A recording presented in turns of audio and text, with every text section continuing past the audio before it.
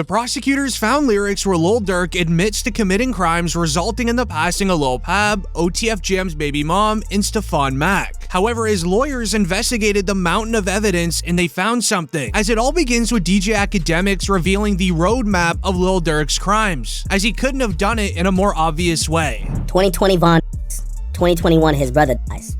2022, the niggas who his brother, they get clapped. The two Von, at least a cousin of theirs get clapped. 2023, he drops an album, I'm almost healed. You ever think about that, Chad? It's like poetic. 2020, Von dies. 2021, his brother dies. 2022, get back for both those situations. 2023, I'm almost healed. Crazy, huh?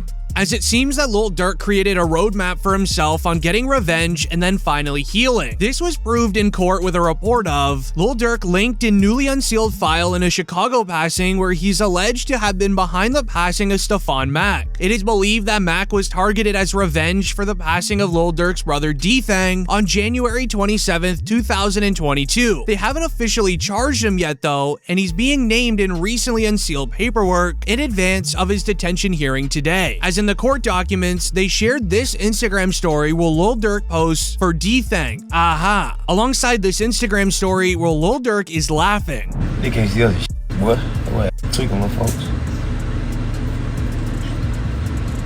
Right. Hey, somebody always said, slap for con. Somebody always said, slap for con. Look on who that, yeah. What Goofy said that? He said, bro, like a cheeseburger. Ain't nothing cheesy over here, stupid little boy. This is real water. Y'all Jews be y'all over for real. Hey, I know what it be too, blood. What's that? Like everybody be having that cheese, you know? Y'all be doing shout outs, man. You gotta know your jewelry. Like, if somebody want me to give them a shout out for some jewelry, I'm gonna make sure you're in that vault, yeah. As they are gathering a timeline for that Instagram live, but it is rumored to be the exact same day the crime went down. But it gets worse from here. As the court update reads, the feds believe Lil Durk paid to get these two people dealt with. Number one, Stefan Mack, who got Lil Durk's brother D-Thang. But number two, OTF Jam baby mom. After Lil Durk found out that he wore a wire around him, feds think that Jam is the key to putting Lil Durk in jail for all three crimes. As this was the Instagram live where Lil Durk and many OTF members noticed that OTF Jam was wearing a wire, where Jam is seen holding the top of his jacket, literally whispering in it, looking like he was seeing if everything was connected. Again. I ain't gonna lie, my whole dream changed. I ain't gonna lie, like back in the day. Oh, my. Oh, dang. Like back in the day. Oh, look, he took out. Check on your man, I heard you got his head. Yeah. I ain't gonna lie, man. Hey, when I was growing up, I What happened to Dare? architect. What happened to who? What happened to Dare? School trying to stop time. All that woofing on the net, it got your man Metro! hit. Uh-huh. Metro! As shortly after OTF members realized this Instagram live, a report would then read, OTF Jam found by OTF members, hiding out in a crib outside of Atlanta. Sources claim Jam was dealt a punishment for snitching on OTF owner Lil Durk, alongside a photo of a scene outside of a house where Jam was allegedly staying at in Atlanta. As ever since news of Jam snitching came out, he has been very silent, and no one has heard from him since. But in reality, the real snitch looks like it's Brick Baby, as he spoke out publicly saying you can't say Durk never slid for King Von because they got Lil Pab. As once Durk was arrested, Brick Baby was on live stream as he would react to his old interview where he mentioned it, really looking like he just snitched on Lil Durk and he's the one that drawn all the federal attention to Lil Durk's name. This is just it. Five Chicago gang members with ties to Lil Durk, OTF, accused of being hired to alive Quando Rondo in the LA incidents where Lil Pab was unalive. Suspects faced the penalty if convicted. He said indictment alleged that flights and rental cars were paid with credit cards linked to OTF. But was this an attempted hit? Or Why would They they do can't say that? that no more. Then they put you as Why? God. Oh yeah, because of your face. Wait, no. Like who died? You can't say that no more. Oh, because of FBG Cash? Oh, who? Federal charges in California. Nah, because Lil Pop. So this is about the. Oh. What's that? But I'm just saying, they just say you can't say that no more. As with the feds knowing to look into Lil Durk due to everyone speaking about it publicly, some of the first evidence they found against him was this footage of King Von jewelry shopping with two of the suspects that are involved in the Lil Pab case, being Diddy and Boogie. The solitary stone. We just looked at him. Let's go over there. What up, bro? Boss, you good?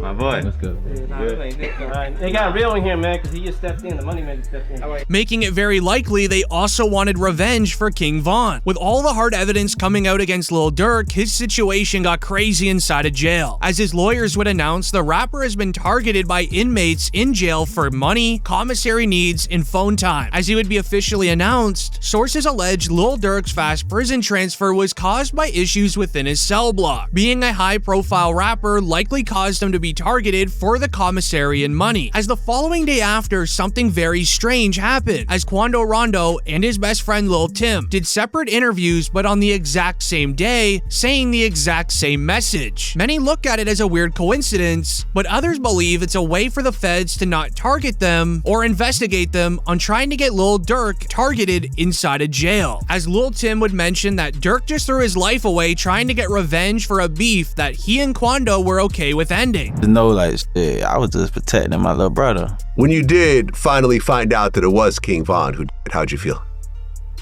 I was like, damn, if Brian did that stupid shit last night, he still would have been alive. That's how I was. But I was like, shit, I ain't no the type person I am. Like, I'm a humble person. I ain't no disrespect to like his mama saying f him and shit like that. Cause I could easily get on that type of stuff and be clout chasing type. Like, I ain't on that type. I'm a humble person, but it's like, they ain't never popped that shit off. That would have never happened like that. Then this even led into Quando Rondo saying the exact same thing on the exact same day, saying that he wishes it was handled in a different way, and that Durk has a family with lots of responsibilities, but he just threw it away. Whoever on my side, they got kids and a mama that 100% love them.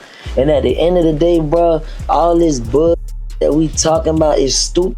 That could have been handled a totally different way. It could have been handled to the point where a song and $3-4 million could have came out or whatever. Like that could have got handled in a legit way, in a music way. As it really seems like a pretty obvious alibi plot between the two of them so they don't get investigated by the feds. As Lil Durk's life is taking a turn for the worse, this has made his life inside of jail extremely hard with very bad living conditions, similar to what YNW Melly's living in, but Charleston White said that YNW Melly and Lil Durk don't deserve to live good lives while in jail. The YNW Melly, I'm so happy he in jail getting mistreated. Yeah, I'm so happy he in jail getting mistreated, homie.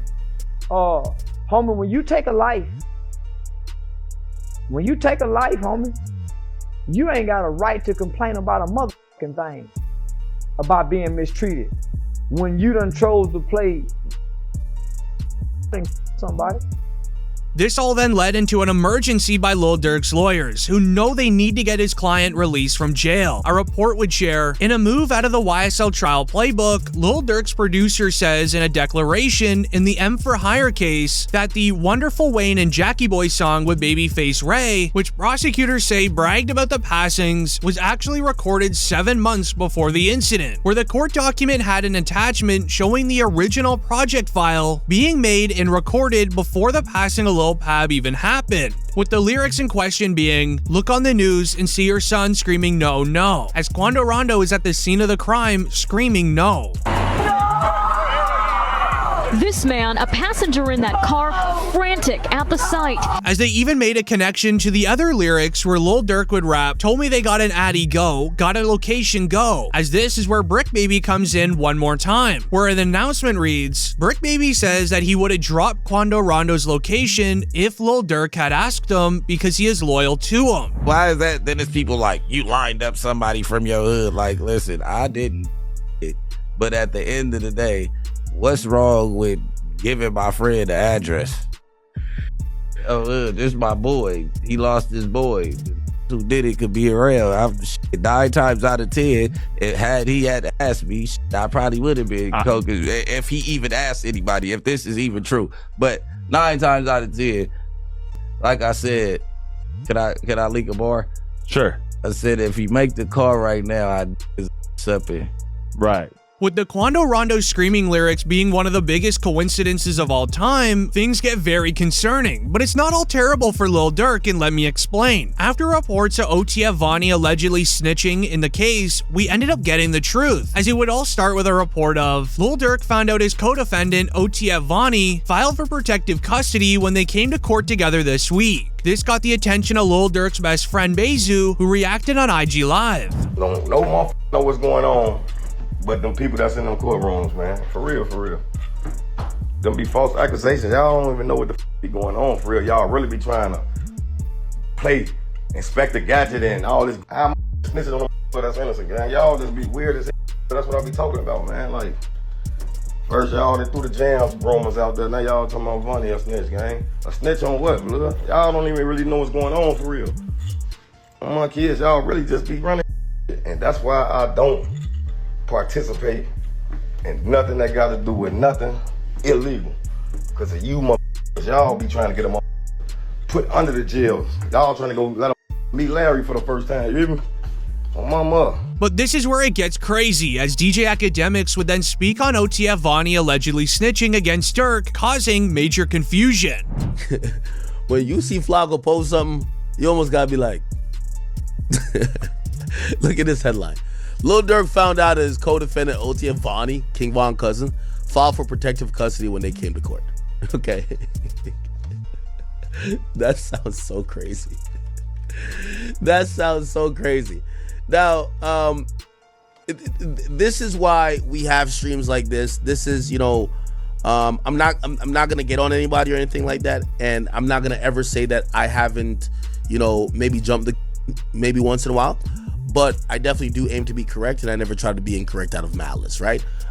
This is why we love to bring up the paperwork and try to explain it, and also increase everyone's knowledge on stuff, because a lot of times these days the headline is way better than the story. However, Lil Durk knew that OTF Vonnie didn't snitch. He would end up making a phone call from jail saying that himself is not going into protective custody, but what he's actually meaning is that OTF Vonnie isn't. He's not allowed to just come out and say Vonnie isn't going in protective custody, so he does it in a creative way, saying that he's not going. As the caption would read, "Just got off the phone with my brother Lil Durk. He's in good spirits, staying positive, and trying to get back home to his kids and family. We're not glorifying negativity, we're more than just street guys. That's actually an understatement. We're men of honor and the code no matter our financial status. Bro hit the main line with the rest of our kind, no protective custody." This call is from a federal prison.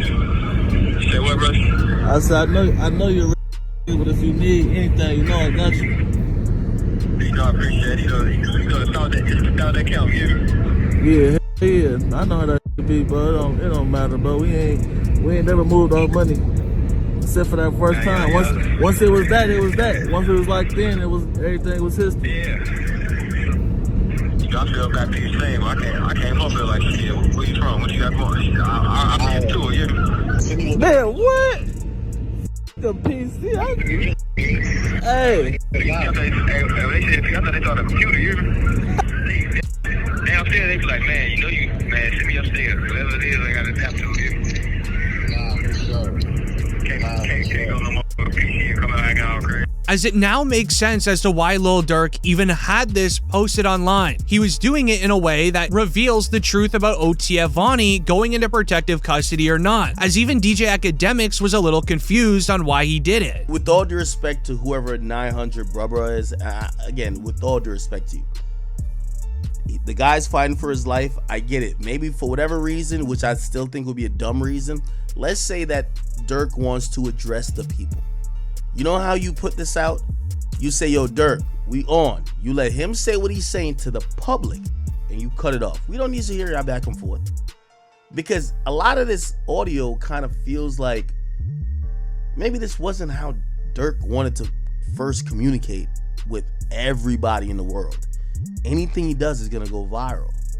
Having a conversation about, you know, even if you think it's in good faith, yo, we don't move off money, nah, blah, blah, blah. It don't sound right. It don't sound right, brother.